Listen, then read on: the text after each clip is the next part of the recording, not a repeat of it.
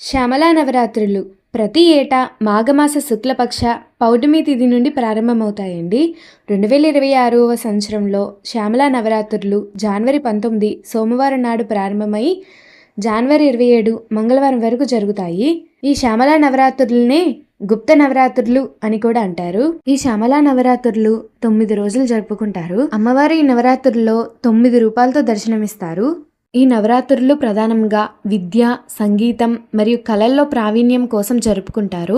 ఈ రోజుల్లో అమ్మవారిని ఎరుపు రంగు పువ్వులతో అలంకరించి పాయసాన్ని నైవేద్యంగా సమర్పించి పూజలు చేస్తారు. ఈ వ్రతాన్ని ఆచరించే వాళ్ళు ఆకుపచ్చ రంగు దుస్తులు ధరించి ఈ పూజను ఆచరిస్తే మంచిది.